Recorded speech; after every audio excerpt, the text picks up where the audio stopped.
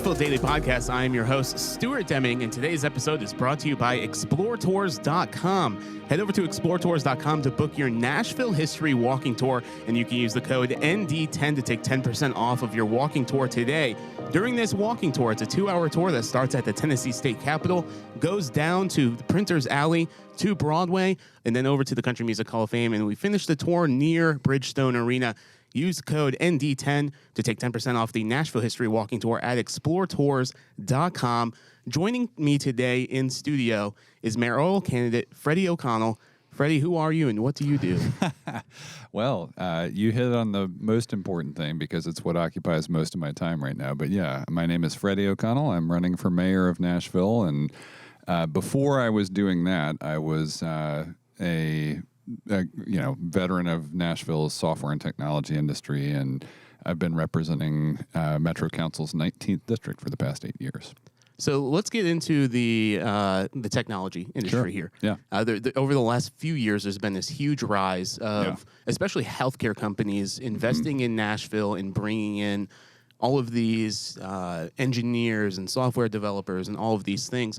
What's your thoughts on where Nashville stands in the technology world and where Nashville is going? You know, this is really funny because I've been doing this for more than 20 years, and for a long time, I was a part of our kind of startup ecosystem and a lot of homegrown companies, and I never really intended to be a part of the healthcare tech scene, but after almost 6 years in sort of the learning technology space, I had a project that I'd worked on, and a friend at HealthStream reached out and was basically like, hey, do you know anybody with exactly your skill set who would come over? And I was at a startup at the time, and I thought, well, I want to work on this startup project for a year and see where we go. And a year later, it was still an interesting opportunity, and the startup had kind of gone in a different direction, and COVID was hitting pretty hard, and that HealthStream opportunity opened up. And so I have nothing but good to say about HealthStream as a company in that landscape. I've followed the work of Jumpstart Foundry. Mm-hmm. You may be familiar with them, Marcus Whitney and Vic Gatto and those guys. Yeah, Marcus is a cool guy. Yeah, and so Marcus and I go way back in terms of where our careers have both overlapped and diverged a little bit, and I've watched him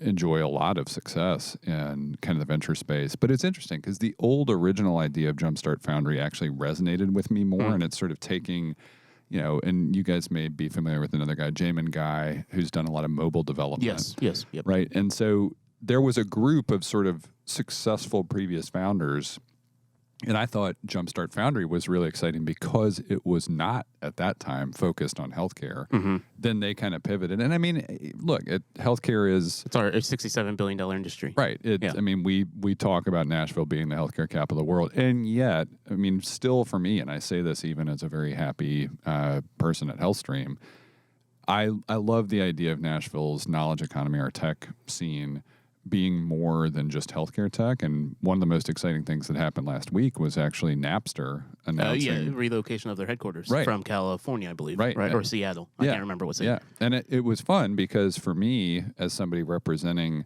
a good chunk of Music Row, I've always had this vision of the 21st century vision of Music City incorporating, hey, we've got a little bit of Google Play and YouTube presence here. We've got some Apple Music presence. We've got some Spotify presence. And now we get to add Napster to that.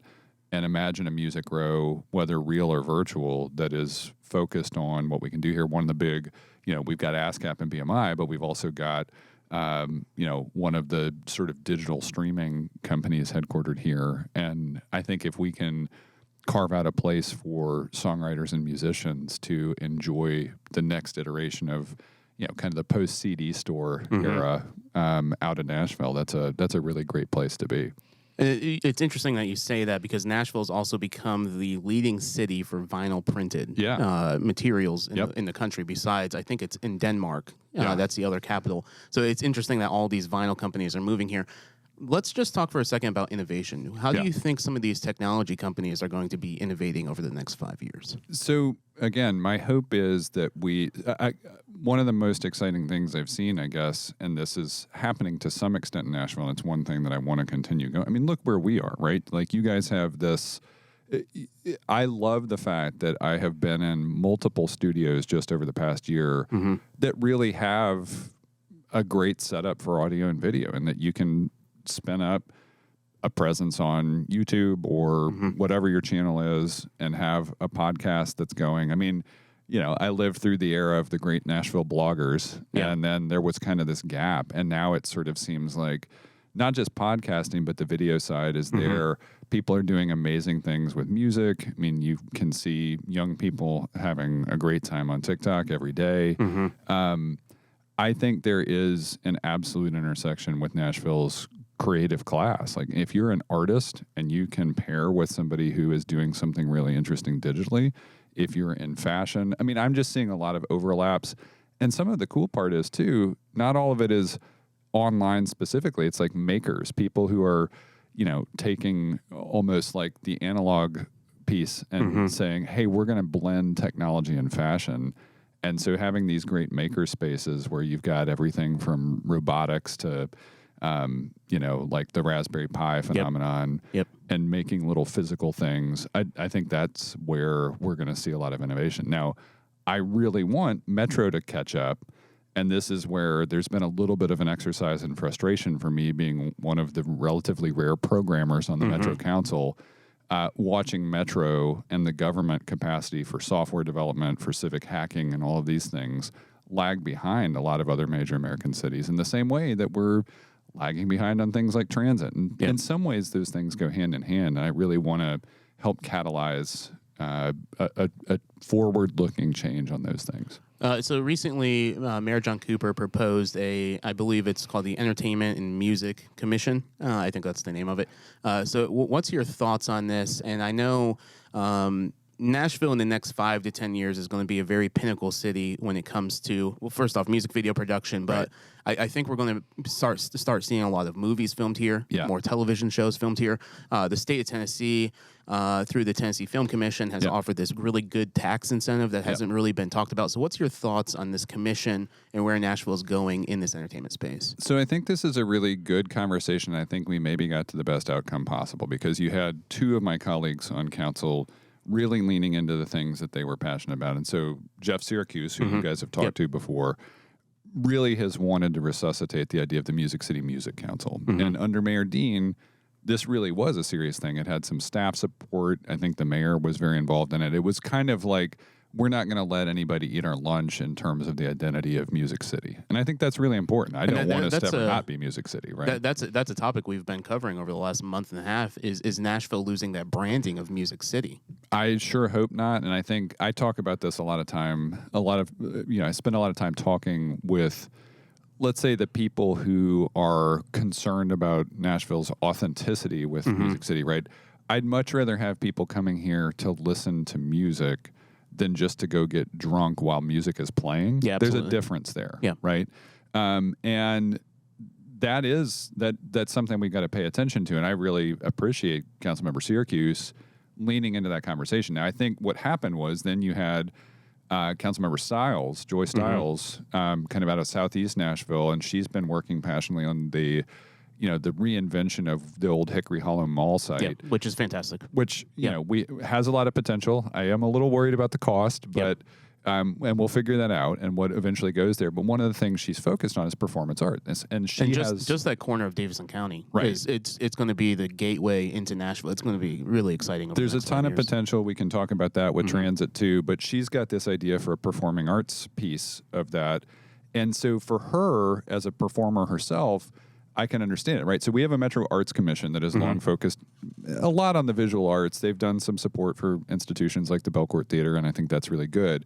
This new commission, I hope, though, goes to what you're talking about, where it does elevate and kind of bring back the piece of music that we don't want to lose, but it also does something new for the city that I've not seen us do intentionally before, and I'm really supportive of, which is it brings a film and TV piece to it. And I discovered a few years ago, because I've got some friends in the industry, how important Atlanta was to, say, the Marvel Cinematic Universe. And I've known people in our, to your point, music video production industry for a long time. And it's kind of like, why are we not seeing either Nashville be a more consistent backdrop But also, why are we not producing more of this stuff right here? Mm-hmm. And that's what I hope we get to. Because if Metro does this and you get a mayor who is invested in this, you can get that firing on all cylinders. You can certainly say, yes, we will never give up the mantle of being Music City, but also, look, we're serious about actually generating film and TV production out of Nashville. I think that's a good thing for us. And I know because we help with location scouting on some things. Yeah, that's really it's such a fun. I love that. So what's really fascinating is if you look at the surrounding counties, Sumner and down towards like Williamson and stuff, all of these counties are building these incredible state-of-the-art sound stages. Yep. Nashville has a few, but like the city and the county is going to be, in 5 years, that's going to be lacking compared to the infrastructure surrounding us. So how is Nashville going to, if you became mayor, in the sense of entertainment and everything, how is Nashville going to position itself as the authority in this space? So I think this council, right, you watched Councilmembers Syracuse and Style start off pretty far apart. Yes, and then they over the last few months, they came together. Mm-hmm. And I think that's a really important thing, too, because we already know, Councilmember Stiles has effectively already been reelected in her district. She does not face opposition in her reelection, so congratulations to her. Yep. So she'll continue to be a strong voice for that. And then Jeff is running against 20 other individuals. Well, yes, but I'm pretty optimistic about his chances because I think he has a pretty good, he kept his focus on Donaldson. He has done fantastic for Donaldson. Right. So he's had a clear vision that he has expressed. He's also in touch with his communities. He's worked on overlay tools and other things to kind of support constituent concerns and hopes for their future. And I think he's been very successful on the fundraising front. So ideally, they both get the opportunity to continue working on this, and ideally I get the opportunity to work with them. And so I think a strong mayor supporting this commission, staffing it appropriately, and thinking about that intersection of what you're talking about, because we need the whole landscape for our creative class, right? So many of these things are connected. We've got to get a handle on Nashville's affordability.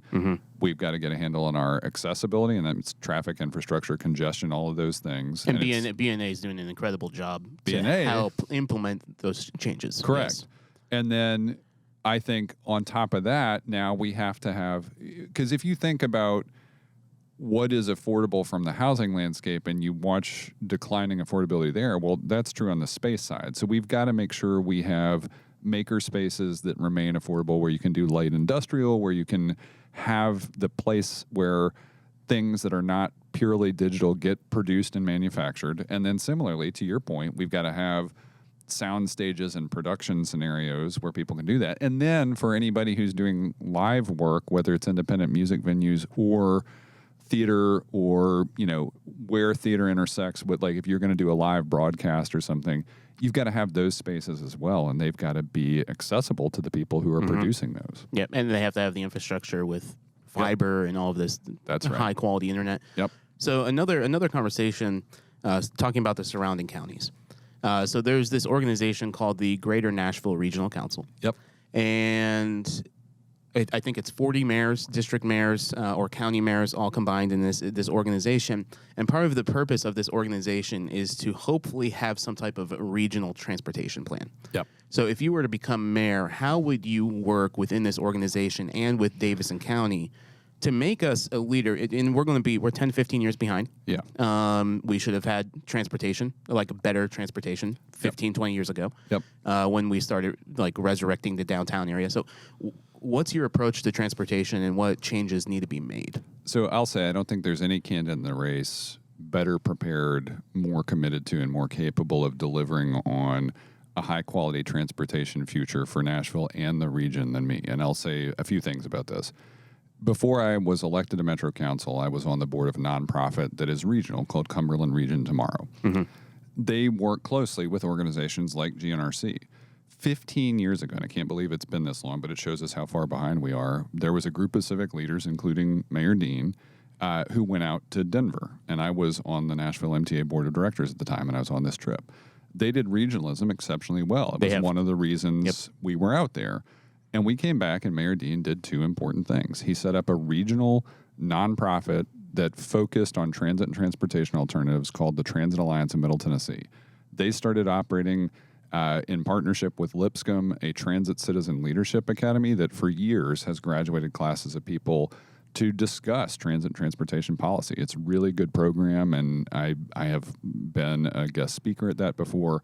And then he set up another thing that worked really well in Denver, which is a mayor's caucus. And the GNRC, to your point, does involve a lot of mayoral participation, but this caucus is really a workshop for city and county mayors in our 10-county region. We have stepped back, and it's tough to maintain the focus that Mayor Dean had when you go through 3 mayors in 3 years. Yeah. I fully intend to reinvest in the conversation about regionalism. The good news is, when I was on the MTA board of directors, we made a decision to effectively join forces with the Regional Transportation Authority, which operates the STAR, which operates the commuter coaches that come in from other counties, like the nice buses with TVs and Wi-Fi. Yeah. And as soon as we did that, instead of a kind of state-operated bureaucracy, we had a real transit authority doing it. And ridership on the STAR shot up and hit a new plateau. And I know Councilmember Syracuse has been a strong advocate for where we go next there. And if we use our federal infrastructure money coming down the pike well, we'll get positive train control, which is a federal safety mandate, and we should be able to increase frequency and improve the hours of operations for the STAR and hit another plateau of ridership. Yep. Meanwhile, commuter coach service has been so popular, particularly before COVID, but it's come back. Yeah, there's a resurrection with it. Yeah. Right? That one of those, before I left the MTA board to serve on the council, we had a situation out in Cheatham County where they had to kick all the public officials off the first bus because there were so many actual riders wanting to ride in. And so with that MTA RTA connection, in motion, our strategic plan was developed as a regional plan. So we've got to do 3 things really well. We've got to deliver on the promise of very simple, cost-effective, popular, visible changes in Nashville. That is something that we've got a 3-year work plan that we laid out for Mayor Barry. And again, going back to how far behind we are on this, we have barely taken any of the steps there. That's where you link community transit centers like the one we just did in Green Hills, like the one we broke ground on in North Nashville. Off of Dickerson Pike? Yep. It's off of Clarksville. Pike, yep. And now with the Southeast site, we've got an opportunity there. With the East Bank, we've got an opportunity there. We already have land south of Broadway that we should have already, in my opinion, built another transit center that will connect to the airport. Can I ask where that one south of Broadway is? Because I've been making a prediction the last few years. The convention center owns a little triangle of land right on Lafayette. Yep, I know exactly what you're talking about. That is, it is allocated. It's already planned to be a SoBro transit hub. Is it Lafayette and 5th? Yep. I've been saying that prediction for years. I'm like, this is going to be where the transit hub is. I've said it on the podcast. You know. You were correct. It's not a secret. I mean, it's what we should have done already. It will help us connect to the airport and make that corridor more effective, both for Nashville residents, but then also for anybody arriving here who gets to the airport and looks around and says, "How do I get downtown?" Yeah. Because right. So we got to do that. We also have to do the regional piece. And then we have to think about the long term for the region, which is going to push us back 5 years after the fact. Yep. We do need to revisit the conversation about dedicated funding because every other major American city has some mechanism for sustainably funding their transit system, so it's not just constantly competing against the pie of safety in schools and sidewalks and all these other things. And that still needs to be our goal. It's interesting from a historical perspective of all of this. NDOT is, 2 years old now? Yep. Maybe 3 years old? Yep. But in the early 1900s to almost the mid-1950s, Nashville had an incredible transit plan.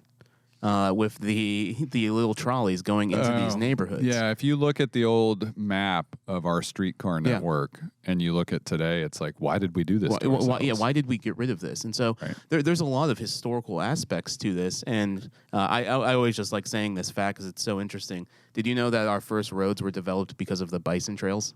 Here in Middle Tennessee? No, I did not know so this. On First Avenue, right there where that replica of Fort Nash Borough is, that used to actually be a massive bison trail. And Timothy DeMumbrian would talk about that in his journal. And they would go to that, because that area of downtown is called the French Lick. Yeah. And they would go to the limestone to lick the limestone to get salt. But it's the history of our road system is very interesting. But the way Nashville basically started from the Cumberland River and then did this weird circle thing of panning out where you don't have roads connected, but they have the same name. It's just, it's very Old fascinating. Hickory Boulevard being the prime example. McGavick as another one. So earlier you mentioned that you've been the council member for District 19 for 8 years. Yep. What's been the biggest thing you've learned about yourself while being a council member of the busiest district in Nashville? So this is maybe the most surprising thing of all, because I'll say, for anybody who runs for office, you run ideally knowing why you're running and kind of you come to the table with some amount of purpose, right? And so I knew a few things. I knew we had a great collection of urban neighborhoods that I wanted to be a responsible steward for, that having come out of Nashville Next, I knew there was going to be a lot of responsibility for what was already anticipated to be a high growth area. And I think we've seen real success on that. But the surprising part was I could never have imagined either of two things. One, that we would have so many crises that would unfold specifically in District 19, or two, especially within 1 year. Right, within 1 year, but even going back a little bit or coming to more recent. But that 1 year was, 2020 is a year like no other, and you'd kind of, on the one hand, like to forget it. But I got really surprised by how many people came up to me after that year in particular and said something along the lines of, we're really grateful for your leadership. And so I wasn't expecting, as a part of serving as a district council member, to kind of come up with a portfolio of crisis management skills, but it turns out that's a really useful thing for the idea of resilience in cities, for kind of thinking about how you walk and chew gum at the same time, so that you're responding to a crime scene becoming a redevelopment scene, and recovery, and then also that you're dealing with constituent concerns, right? I mean, the part about the bombing on 2nd Avenue at the end of 2020 that I think was less well understood was we had hundreds of residents tossed out of their homes on Christmas Day in the 17-degree weather. And so that displacement effect is really big. So I was working with people to get access to medication, to find pets, to even see if they still had a home while there was an active crime scene in effect. And I think, as you go through something like that, you really learn a lot about managing both expectations, but also the coordination across so many different organizations that are involved: Metro, federal resources, nonprofits like the American Red Cross and Community Resource Center, which managed helping people find places to be. How many residents are in District 19? Well, over the course of my tenure, we've invited about 11,000 new residents. Okay. So I started about 16,000, and we're approaching 30,000, I think. Okay, wow. Okay, that's very significant growth. Big. Yeah. With all that said in mind, so you learned crisis management through all of that. How is that going to affect if you become mayor? So I think now about where we got to here in the home stretch and the just unbelievable shock and tragedy of the Covenant School. And I think for me, what it meant was I could have the right mix of both calm and compassion. And I guess another surprise was how connected it turned out I was personally to that. Like, I had a constituent who is actually the chaplain at the school, and he was literally the first person I called. And Alex, who is on our team, was the first person to kind of bring the whole situation to our attention, because he's got a family connection. I had multiple friends whose children were there. And I think having been through 2020, it really did help prepare me for that. And so then you rewind, and some of the other things that have happened.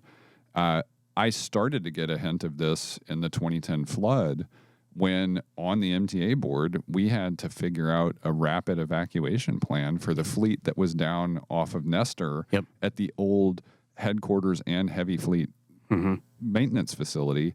And it was sort of an effort of how do we avoid losing most of our fleet of buses to the flood. I would say that's it, right? It's not just the things you intend to do, the things that a city needs to do, like sidewalks, safety, schools, infrastructure, all of those things. It's also what can happen to a city. And one of the most important things that came out of what Mayor Barry was working on was, by the end of her tenure in office, she had actually set up an office of resiliency. And they were thinking about the long term, like what is going to be the climate impact, severe weather. What would they actually had already done a little bit of work thinking ahead to what would be a pandemic response for a city. And I think that's kind of where that crisis management portfolio gets you thinking is, what are the big picture things that can impact the city? How can you be prepared for those? How can you withstand those if they are major challenges? So 2 more things with our 5 minutes left. Nashville food has become this incredible thing. People are now traveling around the world. I literally met this British guy at a restaurant called Cletus yesterday, and it's a burger restaurant just down the road. I still haven't been there yet. It is amazing, and people are now traveling to this city for food. So what's some of your favorite go-to spots for breakfast, lunch, or dinner? Yeah, so this is the native in me, but I was so relieved to see Elliston Place Soda Shop get reinvented. And they did a great job with it. They did a great job. And honestly, if you walked in there and you didn't know that it used to be just a few doors down in an actually different building, you would say with the old-fashioned jukeboxes at the booths and other things that you were still walking into a place that may have been there for literally decades instead of just a couple years. We grew up going to Elliston Place as a family, and like all the old servers knew us by name. And so the fact that I can still go in there and get an amazing milkshake, I love that. And so that's our family now is kind of passing that on to the next generation of, we had gone, I think, once with our older daughter to the old Elliston Place, but we've been back multiple times to the new Elliston Place. So I still love it, still recommend it. Go sit at the counter, get a milkshake, get a great burger or a sandwich or whatever. I'm lucky to be walking distance from one of Nashville's best hole-in-the-walls, which is Big Al's Deli. And that's the kind of scenario where when we got snowed out a few winters ago, Al lives right next door. He walked over, fired up the grill. He was feeding the neighborhood. And you can go in there and get anything from our daughter's favorite chocolate chip pancakes to some of the best biscuits in town, including the black pepper parm biscuit. That sounds amazing. Oh, it's so good. And then he does stuff like hot chicken lasagna, stuff that you're not going to find anywhere else, right? You just, you had me at hot chicken and lasagna, two of my favorite things. I'm telling you, and Al is, when you walk in, it's like he makes 100 new best friends every day, right? Like he is the guy who's, if you're sitting at his counter, by the time you leave, you're going to know each other's life stories, right? And so just who he is, his culinary background, where it's like he took the practice of being like a chef and working in, commercial food and bringing it back to feeling more like a kitchen table vibe. But he does a lot of catering. He's catered some of our events. I love that guy. I love that place. It's just a special little place right in the neighborhood.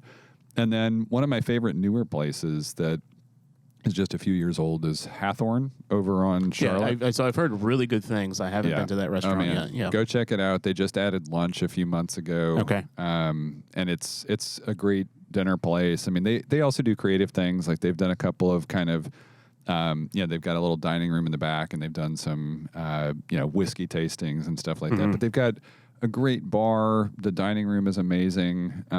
It's just, it's a great spot to be. And then, I think during COVID, our outlook on a lot of stuff changed, and it was interesting because I wouldn't have expected this, but it turned out one of our family's easiest go-tos was also basically right in the neighborhood, which was Rolf and Daughters. And they're fantastic. So they're great just as a restaurant. But during COVID, they had this amazing, basically curbside pickup thing that also had kids' meals, and so, which is rare, right? Yeah. And so when we were kind of just going through what any family with school-age children was going through in COVID, where it's like high stress, you don't know what's going on, you've just been through this day where you're trying to operate in our house a telehealth clinic, a Metro Council office, a health stream office, a preschool, an elementary school, distance learning, and everybody kind of working in shifts to make it go. And at the end of the day, you're like, we just need to go pick up something. Rolf and Daughters was right down the road, and they had this amazing thing. And then that whole crew then opened up Folk, which... Folk is, And then, years ago, City House taught me the magic of chili oil on pizza, and it's still some of my favorite pizza in town is down at City House. And then meanwhile, across Rosa Parks, we've got Slim and Husky's right there. So yeah, all those are great restaurants. Yeah. So the last topic I wanted to cover just briefly, because we're running out of time, is you were one of the few council members in opposition to the new Titan Stadium. I mean, you say few. We were in the minority. There was 9. No, we had 10? I think we got up to 14 or 15. Okay. Yeah. No, let me think about that. I know there were 25. Yeah, it was somewhere about a dozen. Okay. Why were you in opposition towards it? And I know there's this big conversation piece around it that basically with the new stadium coming in, Metro Nashville will be saving $1 billion from the general fund. And I know there's a lot of controversy around this whole topic. So what are your thoughts on that? Yeah, so that's the part where I would push back a little bit on the frame. I guess for me, it started with a little bit of the whiplash of starting a conversation. It happened very fast. It did. Yeah. Well, so go back 18 months or so, I and a few other council members were sitting down with the Titans, and they were coming to us saying, hey, we've got a package of upgrades planned, and it's $600 million, and we'd love to invite the city to come in at 50% on that. Okay, I can start that conversation. That's actually less than the convention center, right? It's kind of parked in between where the Sounds were and the soccer stadium and the convention center. We can start that conversation. That sounds, very doable, especially in the space this term. And it wasn't but a few weeks later that it's a fully enclosed, multi-billion-dollar stadium. And then by the time the year concludes and the framework of the deal is understood, it's got a state funding component of $500 million. It's got a massive metro component. And so, yes, if you accept at face value, which I never did, that we have a $1.8 billion obligation under the existing lease, okay, well, then you would want to say, well, now the public obligation should be that or less, right, if we're renegotiating this. We went the other direction. And by the end of it, there's a $4 billion taxpayer obligation on the line. And with the state piece coming in where they then use that state funding component to justify a takeover of the sports authority while we were negotiating the deal, I was just like, guys, I mean, this is if there was this is all too much. Yeah. Right. If there's a clearer sign to hit pause, I've never seen it because they're literally taking over 6 seats on our sports authority. How many seats are on it? Is it 13? 13. So it's like they're one short of a majority. Well, that means if the wind is blowing the wrong direction and state folks don't like who the director of the sports authority is, all they need is one additional vote and they can change the leadership of the sports authority, which is issuing bonds in our name. This, to me, was an outrageous exercise that happened while we were negotiating the deal. I mean, that's when my inclination would have been to say, if you guys don't back off of these bills that are encroaching on our local authority, we're not even going to hold a vote on this thing. So there was that piece, but I think the bigger piece is knowing that the assertion was we had a $1.8 billion obligation. Well, we had hundreds of millions of dollars under existing revenues that were there ready to fund any upgrades we wanted to do. And I don't object to the idea of being an NFL city. In fact, I'd rather be an NFL city than a former NFL city. And I'm a fan of the Titans, although I wish we could talk about the roster and the draft and all that. That was a mess. But I also feel like, having looked at the 3 most recent public stadium deals, the Sounds, soccer stadium, Bridgestone, where the Preds unhooked Metro completely. And then they signed a 30-year lease, correct? Right. Yep. Yeah. And this also had the misfortune of being the largest public subsidy for a stadium in history. Now, all of that said, I did have plenty of, I think, very good and reasonable objections to the deal, including the timing. Now, with the deal done, though, the next mayor is going to be the person most deeply involved with the Titans anticipating an opening by 2027. Getting the East Bank right is going to fall squarely on the shoulders of the next mayor, and that is what I'm looking toward right now. So with that in mind, the East Bank is going to be the largest topic for this next mayor. That, and I believe the conversation of infrastructure, because if we can't get to a place where the infrastructure is well thought out and well done, the East Bank will fail. long term, potentially. Correct. And this is where I think, while I objected to a lot of the deal itself, a thing that Mayor Cooper did that will probably serve the next mayor extremely well is the East Bank Vision Plan. It's remarkable. There is a lot of really good material in there that I intend to use, and I hope if we are not successful that somebody else would use. Here on the podcast, we went through almost all 80 pages of that vision, and it's well thought out, it's well planned, it's strategic, it's putting Nashville in a location where I've talked to some experts where they're comparing us to the real estate in Dubai. Right, and so I'll just say my perspective on this. That plan included a few things. It included the infrastructure and transit elements you're talking about. And in an ideal world, you no longer have the interstate existing as a wall between the rest of East Nashville. You have used some of those connectivity opportunities. With the new bridges and right, to draw East Nashville into the East Bank. Then you also, with River North, as part of the overall components, you now reconnect across the river again with some additional infrastructure advantages, and you use transit and safer infrastructure on some of the boulevards over there to keep it so that people can easily walk across the river, right? Yep. Or ride their bikes or do whatever. You've got greenway access and certainly transit. You want to connect it more fully into the fabric of downtown. And then, to me, the ultimate goal is, if you go back to that plan, it's got very ambitious targets for affordable housing. Which is owned by Metro Nashville. Correct. So that's the most important part of it. It's public land, which means we have a strong say, the strongest say we could ever have on what gets built there. And as the master developer, if I am mayor, the goal has to be to ensure that people who work at the stadium can afford to live within a few blocks of the stadium. It's such a great conversation, Freddie. I appreciate you coming on to the show and taking the time to be here and talk about all these things. Yeah, really where can people learn more about your campaign and everything? ReadyForFreddie.com. ReadyForFreddie.com. That's a great website. Yeah. So head over to ReadyForFreddie.com to learn more about what Freddie is proposing during his campaign. And thank you for listening to the Nashville Daily Podcast. Also, head over to Nashville Daily Podcast if you want to see the show notes from today's episode. We talked about some really cool things. Let us know in the comments below what are your thoughts on the infrastructure of Nashville and the deal with the new stadium.